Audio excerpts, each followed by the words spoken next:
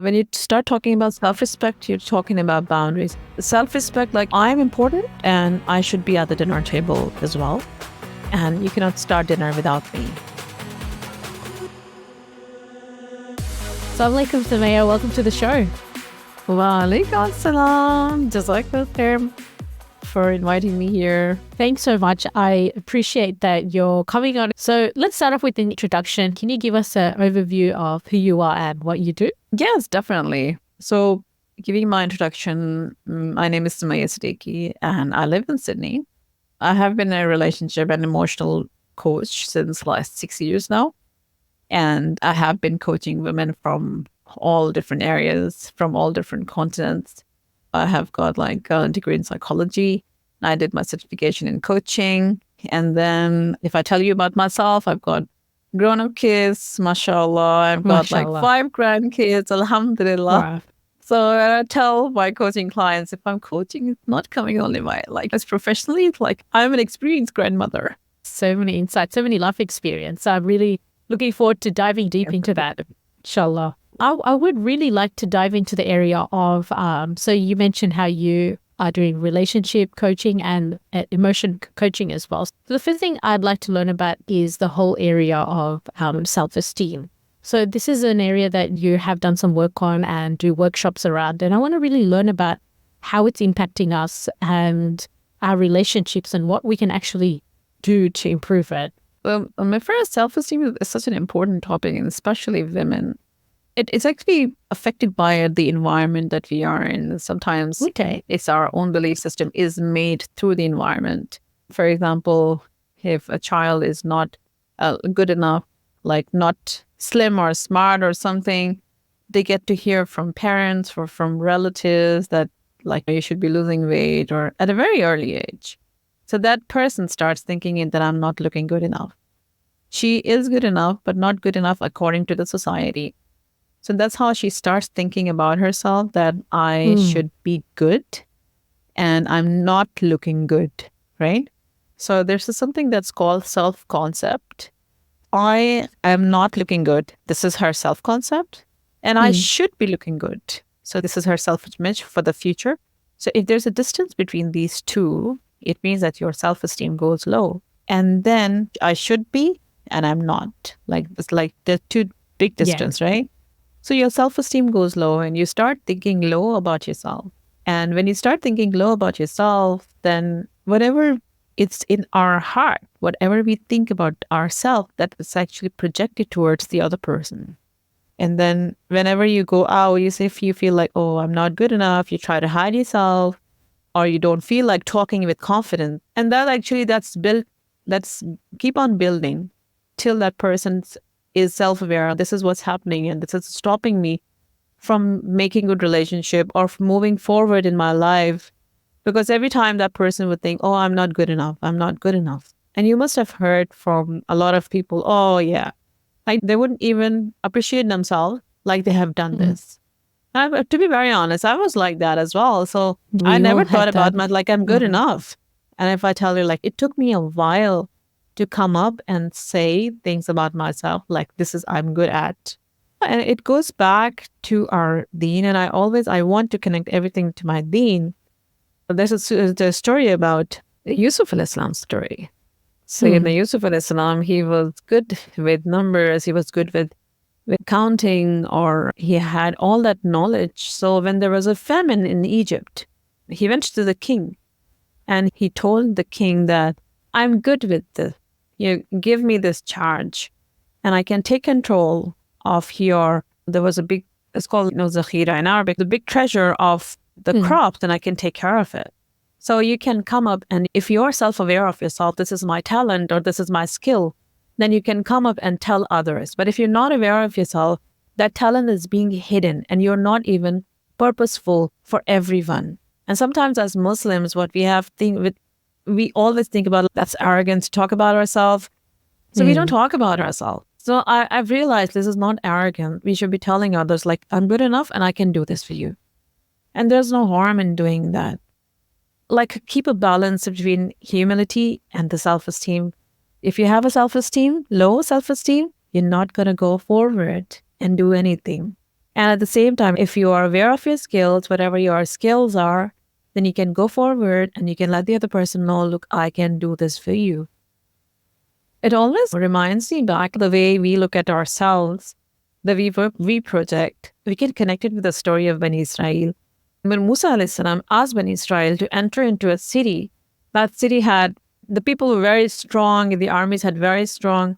And then Bani Israel was not ready to enter the city. They said, like, these people are so strong. For them, we would look like grasshoppers. We are so weak. We're not going to enter this city. We're not going to conquer. We're not going to fight with them because they are a very strong army. We're just like grasshoppers for them. They also said, if they look at us, they will say, we are so weak. And then Allah subhanahu wa ta'ala wasn't happy with them. And then he left them misguided, misleaded, and they kept on moving around in the desert for 40 years. Yeah. So when you start looking at self-fulfilling prophecy, they thought themselves weak, and that's what they ended up getting. Yes, that's right. So our self-worth is coming from, I would say our self-worth is coming from Allah subhanahu wa ta'ala. No, Allah created you. You know, for you, if you don't like a person, you say, oh, I don't like the way she is or the way she look like. But if you look at from the creator's perspective, well, Allah subhanahu wa ta'ala created that person with so much love. And if you look at that person, you don't like the way she's created, like the features or whatever. But if you look at from creator's perspective, Allah liked her. That's why Allah created her. And that's how she is. Or that's how what that person looked like. So you have to look at anything or anyone from Allah subhanahu wa ta'ala's perspective. Or if someone is having a low self-worth about themselves, it means that they're not looking at from the lens of the creator. And the creator is Allah subhanahu wa ta'ala.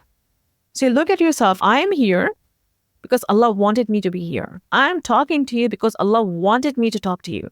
This is all because of Allah subhanahu wa ta'ala. And it's nothing else, right? So I'm here with the permission of Allah. And one other thing, sorry, I'll just take one more minute about it. It's a sort of important topic. When Allah subhanahu wa ta'ala created jinn, Allah subhanahu wa ta'ala created Adam alayhi salam, He asked all the angels to bow down in front of Adam because he wanted, Adam alayhi salam was so important for Allah subhanahu wa ta'ala. And but when he created the earth and the skies, he didn't ask the angels to bow down to them. SubhanAllah, that's a... Yeah. Allah subhanahu wa ta'ala asked the angels to bow down to Adam. We are the offspring of Adam alayhi salam. So we are like angels prostrated. So if you look at yourself, look, I'm here because Allah wanted me to be here. I look like this because Allah wanted me to be looking like this. You know, I feel I should be so proud of myself. So my self-worth is actually coming from Allah subhanahu wa ta'ala. Like, I'm not the one who is actually be judging myself, like what do I look like and what's my self-worth is, because it's coming from Allah. So it's like this, and you have to look at it from the creator's lens. Yeah, that makes a lot of sense when you change the way you view this in a different light and not just make it all about yourself, and you take a step back and look at it from the perspective of our creator. You mentioned earlier about like how you find that when women speak about self-esteem, they feel that it's arrogant to speak about myself, or I have to hide my talent, and as in I don't speak about it much. How does the balance actually look like? What I've seen time and time again, many women struggle with this. Men, I haven't seen that struggle as much. So I'd like to know, how would a balanced approach actually look like in practice? So first step is self-awareness. Okay. Like you should be, we're not aware of ourselves. And I think it comes back from, if you are a mother, if someone is a mother, then they should be looking at the child and let the child grow in a sense, like grow in their talents and the skills that they have, and then appreciate them. And when you appreciate that, and that person, like that child would think, okay, yeah, I have got this talent, I've got this talent. For example, if a child talks a lot and he's a very good speaker, and then the parent is actually letting them know that, like, you're such a good speaker, and then telling everybody, like, my son or my daughter is such a good speaker. And when that child grows up, and that person would know that I am a very good speaker. So he's very self-aware of himself. And then he can have a purpose in life, everything connected with Allah subhanahu wa ta'ala. you are a good speaker and do it for the sake of Allah subhanahu wa ta'ala. Do something. You can talk good, and you can, if you're a good speaker, you can give talks, or you can do something that's better. So how to keep a balance, how to strike a balance between them, like how to tell the other person, this is who I am. I would say having a purpose is a clear purpose. Why am I doing it? That will actually keep you on track. If you say, you just go out and say, okay, this is who I am, then nobody's going to buy your idea. But if you have a purpose in mind, I'm doing it so I can please Allah subhanahu wa ta'ala. That thought or that belief system is going to take you a long way. It's going to keep all your arrogance in the bud. It won't let it grow because you're only doing it for the sake of Allah. Allah subhanahu wa ta'ala is there. So yes, you have to be self-aware of yourself. Like, yes, this is my skill. This is my strength. And I can let others benefit from me. Like, you have to be self-aware of yourself. And then I'm doing this. This is why I'm doing it. So you connect it with your why. So if your why is strong, your what doesn't fall. But if your why is not strong, your what falls. For example, if you're having a podcast, so what's the reason of having this podcast? Yes, I want to please Allah subhanahu wa ta'ala because this is a Muslim. For Muslims, right? I want to help Muslims. So this is helping Muslims is pleasing Allah subhanahu wa ta'ala. So you have a stronger why. So no matter what kind of difficulty that you face, you say, oh yeah, that's right. That's part of it. And every time I'm doing it, I'll be getting rewards from Allah. So this is bit by bit, this is what we do. And this is how you can connect. So I would say striking a balance, having the purpose will keep you balanced. That's a really good way to put it. I particularly like that how you mentioned about part of self-awareness is having gratitude for it. So sitting down and asking ourselves, like, what am I grateful for that Allah subhanahu wa ta'ala has given me? And then when you think about doing that for Allah subhanahu wa ta'ala's sake, yeah, like it's very hard for arrogance to be in that when you have the right framing and the right mindset. So it makes a lot of sense in that way. Still on the topic of self-esteem though, you mentioned how self-esteem is the process where you have an idea of where you are and where you need to be. So how do you fix the issue? Is it that you need to get to that place, or in order to fix up your self-esteem issues? Well, when you start with that, I guess, I'm not sure if I'm framing this properly. Yeah, you're right. How should I overcome that distance? Actually, accept the way you are. So, okay. So yeah. that means there like distance, because like when I think distance is like, okay, we got to make that, we got to solve it. We got to. This is where I am, and this is where I should be. Like that to distance, like the distance is there. So accept it like I should be. So put the should down. No, I shouldn't be. This is who I am.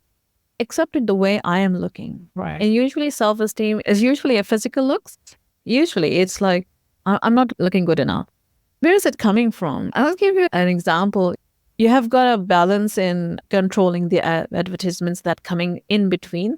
But on YouTube, still a lot of ads are coming up. So if kids are watching cartoon or something on YouTube, so suddenly an ad pop up. So I remember a long time back, and I was telling it to my son. I used to live in Pakistan, and they were watching cricket. So Pakistanis are very, they watch cricket. And then suddenly, when there's a break, an ad would come up and it would say, no, you can have only 2 kids. Having only 2 kids is a good family. And my son would still remember, it's been years now, maybe like more than 10 years. He still remembered that song that was like a jingling song. And then in Muslim countries, they encourage don't have big population and stuff like that. We Muslims don't believe that. But anyway, so he still remembers that. In the cricket, during the cricket, where it is coming from, only 2 kids, right? So it's like subliminal messages that are coming up. Right. I see. Yeah. Yep. So subliminal messages, okay, we should be having 2 kids. Like, okay, so no bigger families. And whereas it's so against our sunnah, where Prophet would be standing up and he was saying, oh, like, a caravan is coming up and we say, oh, these are my people. This is my ummah. And there's so many people coming up. And okay, this is such a big group of people coming up. This is my ummah. And Prophet would be happy to see a big ummah. So if we are, as Muslim, we are not discouraged. But this is another topic. But the thing is that there are so many subliminal messages, whatever we watch media. Yeah, So for we don't know that women, we're picking up on it. yeah. Yeah. For example, they used to be, not anymore, but not long time back, like in a Coke bottle figure. And then, even you can find short skirts for girls, even 5 to 6 year old. What's the point of having short skirt for girls? For what? 5 to 6 year old. All these things are actually giving you subliminal messages that you should be looking good. You should be looking sexy. You should be looking this way. And that's how our image for ourselves is being built up. This is how I should be looking like. Barbie doll figure, long time back, there was a Barbie doll figure. Was that my? It's still people like they go for diet and then heavy diet, not eating anything for. It's okay. Yeah, it's not being, good. not accepting where they're at, I guess. It's okay. It's very good that we should not have weight. It's good. But then running after that figure is actually because that's been inculcated in our mind through subliminal messages. And this is how we see ourselves. This is who I am. This is how I want to look. But I'm not according to what others say about me. I'm not according to the culture or the environment or the society. And that's why I'm not good enough. So that not good enough is actually lower self-esteem. So I remember like a long time back, I was talking to my health coach, and then she said, when you look at yourself in the mirror, what do you see? I said, oh, I see myself with a big belly. I said, you should be loving your belly because you had 4 kids, mashallah. So you should be loving yourself the way you are. And subhanAllah, and it doesn't mean that I should not go for eating healthy or I should not go for exercise, but it's all about my self-image. It's all about self-image psychology.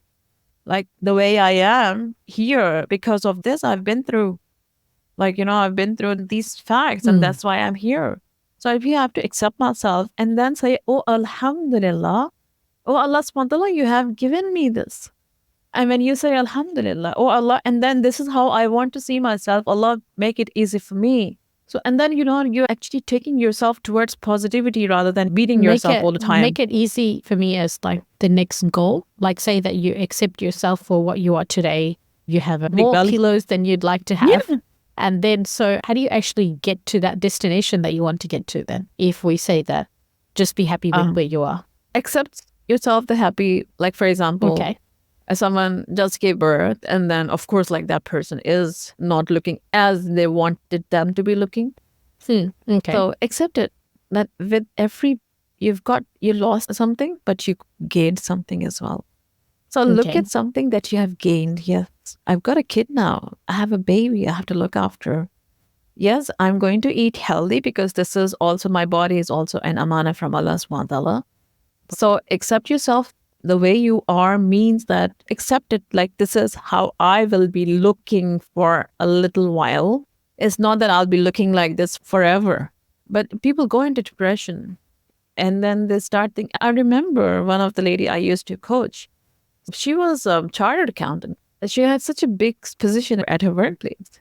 She wouldn't go to work. She would work from home. And that was at the COVID time. And she took the advantage and said, I don't want to go to the office because everyone would look at me like, I'm so fat. I said, no, nobody would even think about it.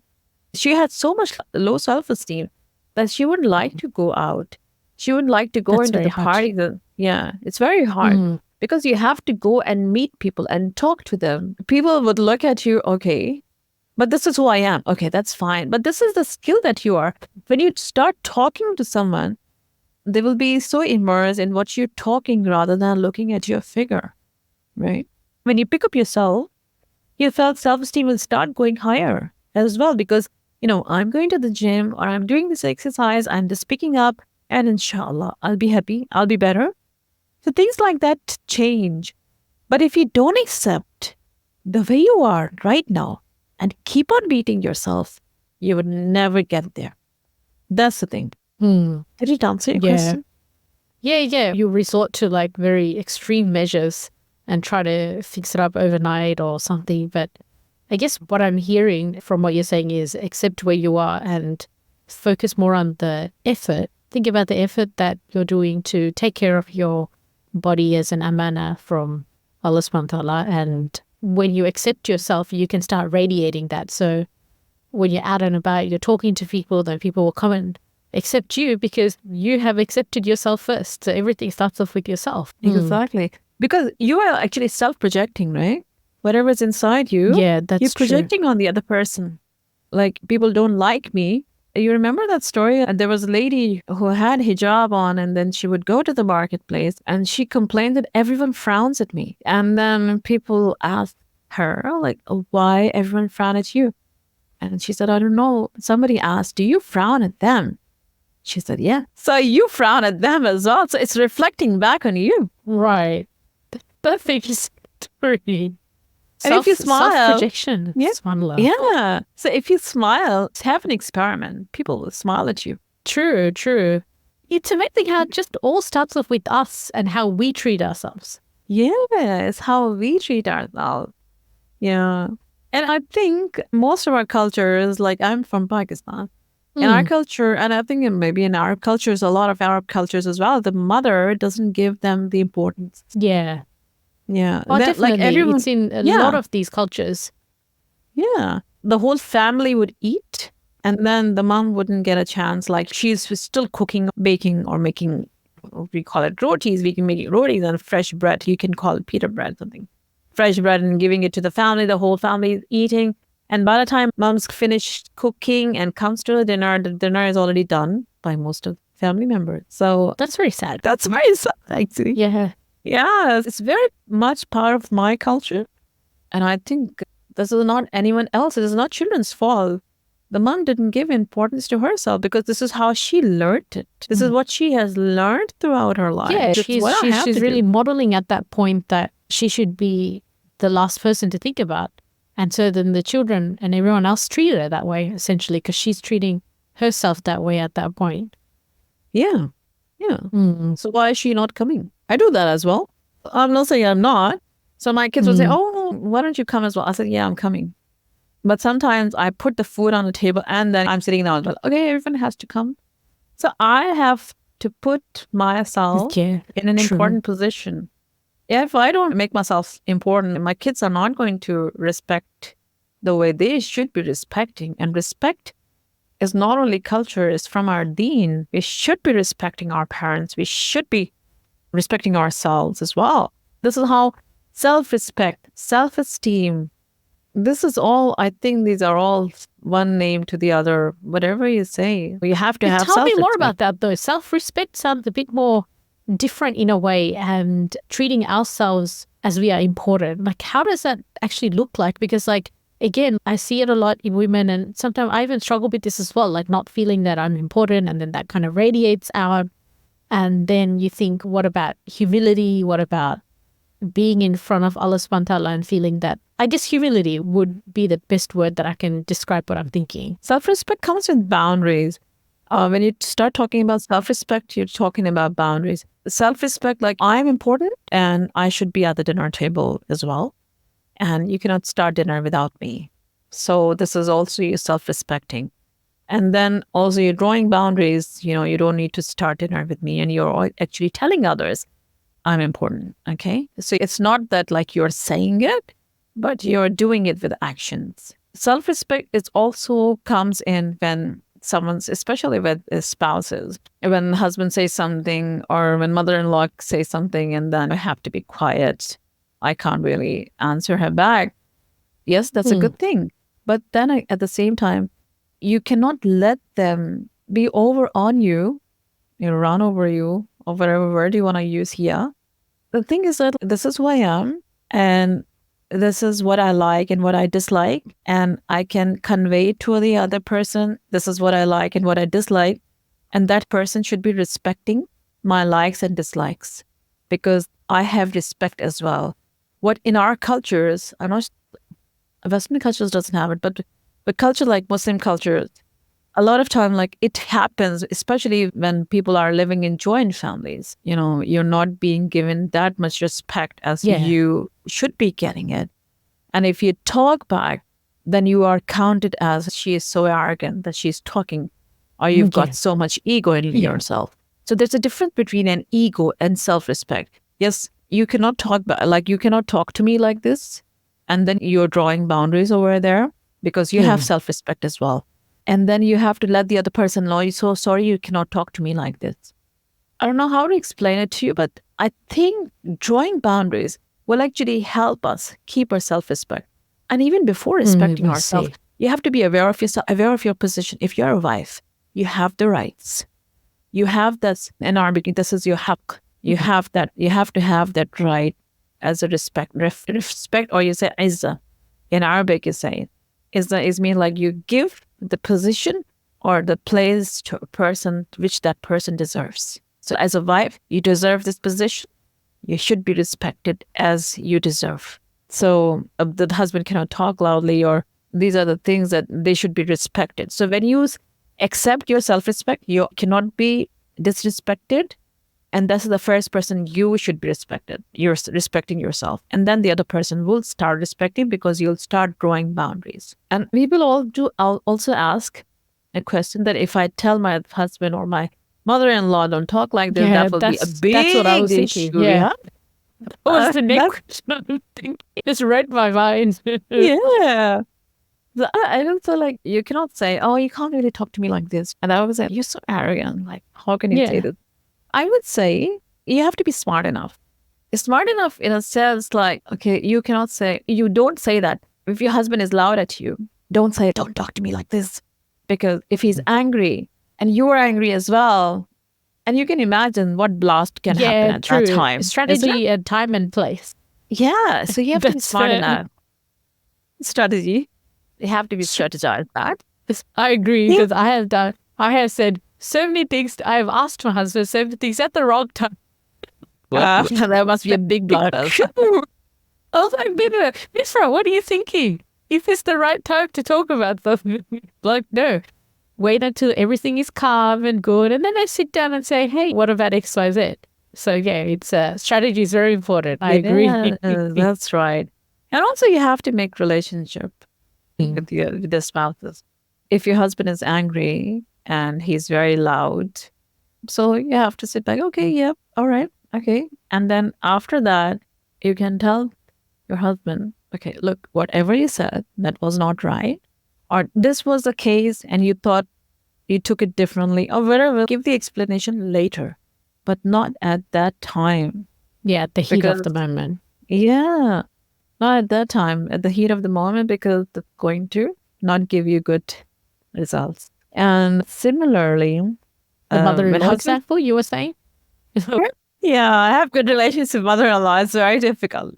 Yeah. Some people have, like, whoever they're living with a joint family, or not even joint family. Like, you go and visit your mother-in-law on Sundays, or something happened. When you respect the other person, there are so many cases that vary. But if you start talking about it, that would be another chapter, I would say. But respect the elders. And if she's not good enough at that time, I would say, instead of returning back the answer or answering them at the same time, stay quiet.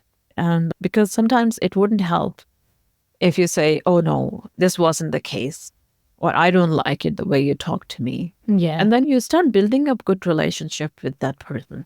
You have to be smart enough. You have to be smart. And I remember, like, once I was at the airport, that was a long time back. And at that time, it was like, not everything was computerized. Now you just scan it and then go out. Yeah. At that time, there was a passport and that was not in Australia, somewhere else. It was passport officer. He had to check everyone's passport and he had to stamp it. So it was a big line, the big queue was there. So one of the ladies, she stood there and she kept on fighting with her. No, you didn't do this and you didn't write. And then the passport officer was also he was angry. And the second lady came and she was just smiling. And then she was like, oh, yeah, okay, yeah. All right, that's good. I'm sorry, it was my mistake. And then she was done and she had her work done. True. And I was just watching both of the cases. I was like, the first lady, because the passport officer was not in a good mood, so she stood by and she fought for herself. But the other one was smart enough. And there was no point in fighting here. She was smiling and, easily slipped out. It sounds like build the relationship first, establish that first before you assert your boundaries and start pretty much that, like asserting your boundaries would be a secondary thing. You need to first build that relationship in order for you to be taken in the right way. Because I think when this whole thing about you're trying to assert your boundaries and stuff, if you haven't built a relationship, they're going to take you in another way, and then you're not going to get what you wanted to from the start. That's right. Yeah. If you do it from the very start, then they will have the impression that she doesn't take any easy, or she's not an easy person, or whatever. If you keep on building relationship, and I think the listening skills really, really help a lot in building relationship. Tell me more about that. What do you mean by listening skills? Listening skills, when you're listening to me, you're listening to understand rather than listening to hear. So there are two different things. When somebody's talking to you, you say, oh, yeah. So you're not trying to understand. When you're trying to understand that person, then you can ask the question, okay, then what do you think about it? Or what happened? Or why did it happen? Right? So you will be in the conversation. But when you're listening to hear, then the other person would easily understand that you're not there for her. You're not really there. Yeah. You don't really care. Or you'll be in your cell phone. Oh, yeah, I'm listening to you. Just like, we are cooking and the kids are coming and telling us. And the kids would tell you, Mama, you're not listening to me. And so I'm listening to you. I'm cooking, but I can't really look at you. So what is the Sunnah way thing? Prophet used to turn their face to the other person, listen to the other person, whatever he is saying, and then turn back. But this is how you should be doing it as well. And when you're listening to the other person, that's called empathetic listening. Empathetic listening means like, how you empathize with that person. Oh, that happened? Oh, I'm so sorry that happened for you. Sometimes when we jump onto conclusion as well, before the other person finishes her whole story, we come into conclusion. That is one thing. And the other thing what we do is we start telling our own story. For example, you start telling me about an experience you had at the supermarket. And then half the story, I would say, oh, yeah. This happened with me as well. The other day I was there. And this how this person acted or behaved or whatever. So you don't need to do that. So don't give your opinions. Once it happened with me, my son was telling me something, and maybe saying I was talking to this friend, and then this is what I told him. So I was washing dishes, and then I stopped. I said, you know what? You should tell him this as well. And he just looked at my face and said, you know what? I'm only telling you. I'm not asking you for your advice. I said, kids tell it as it is. Right? when we're adults, we start thinking that. We don't say it anymore. So I'm not asking for your advice. Yeah. They don't need your advice all the time. So when you have a good listening skill, when you empathize with them, you say, okay, I know how you feel. No, this is how bad you feel. What are you going to do? Okay. Don't ask a lot of questions, but then make the other person feel that you have listened to it. One other thing is rephrasing at the end. So you think that this happened and this is what you're going to do? Okay, so your friend has told you this and you did not like it and you want to act some other way, or you don't want to meet him anymore. This is what you think. So you summarize it, you rephrase it so the other person would understand that you have listened to. And I think sometimes it's really important in our conversation to rephrase it, because then you get to know that you and the other person are on the same page. Or sometimes this is miscommunication. For example, someone's like your husband is saying something to you. Can you get me this? So you can rephrase it. Okay, so you want me to go to the office works and collect this thing and then come back home? This is what you want me to do that? Okay, I'll do it. So when you rephrase it, the communication becomes clearer. 100%. Yeah. And then it stops any miscommunication. Yeah, miscommunication is what causes a lot of conflict as well. Yes, that's right. It causes a lot of conflict. So communication has to be clear in relationships. So if we talk about self-respect, we talk about boundaries. Before that, you have to build up a relationship with people. So relationship that's true. Yeah. So relationship building is so important. It's so important. And then be smart. It seems like the fundamental aspect of building a relationship is being that good listener and listening with understanding and empathy. And that way you can be able to connect with that person, and then they would be more receptive at that point to listen to you as well.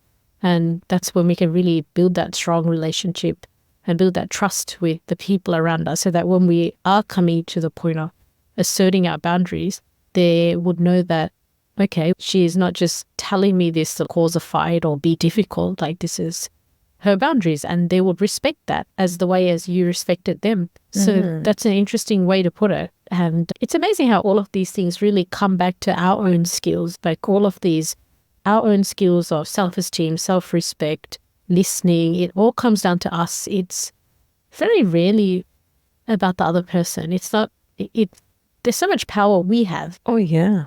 So much power that we have. SubhanAllah. Yeah, and we give our power away to like situations, people, and all of these things. It's like the story you mentioned earlier, like how that lady's walking down the market. Why is everyone frowning at me?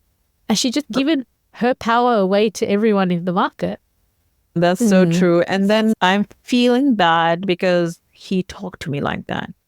Or I'm feeling because of the situation, of the circumstances. So you have to control your own emotions and feelings as well at the same time. So this is who I am. So control yourself. As you said, like everything comes back to us, how skilled or how strong we are. So when we have a balance in our approaches, so then we will be very focused in what we want to do. And the more work we do on ourselves, our mindset, our growth, then we can better be equipped to deal with all these things at the end. Yeah, that's right. Yeah. And I think everything goes back to, if someone wants to be stronger in relationships, if someone wants to be stronger in their akhlaq, they should be going deeper down into the seerah of the Prophet Sallallahu Alaihi Wasallam. So Prophet Muhammad Sallallahu Alaihi Wasallam's seerah is actually amazing. And you have to contemplate a lot. How his wives dealt with him, how he dealt with all of them. How did they keep their dignity or their self-respect? His wife Aisha radiallahu anha, she was only 18 when Prophet Sallallahu Alaihi Wasallam died. And I think she was 80 years old when she passed away. So at that time, so subhanAllah, she lived for such a long time with dignity, with the self-respect. And she would never give away that self-respect. So I think going deeper into the seerah and studying their life, how did they live? They never had easy lives. And I think that seerah is the backbone of our deen. If you want to learn or if you want to have a balanced personality, you should be studying seerah in very contemplating it. This is what the pointer that I want to have it out. Go deeper. Some of the questions that I ask our guests at the end of the show is, what's one book that's helped you level up in your life? So you're mentioning seerah. Is there a particular version of the seerah that really resonates with you a lot? Yeah, the Seerah Nectar. Really That's good very one. much in detail. And then you have the seerah of the Khulafai Rashideen. Can't really remember the name of the writer, but you can get those books in Dar es Salaam. So it's amazing seerah of Abu Bakr, Umar radiallahu ta'ala anhu, all those, like all the Khulafai Rashideen, that's seerah of that. And then if you can listen to podcast, Dr. Rania Awad, she had a beautiful podcast on Khadija radiallahu, the life of Khadija. Okay. That's really interesting. She talks about from the psychological perspective as well.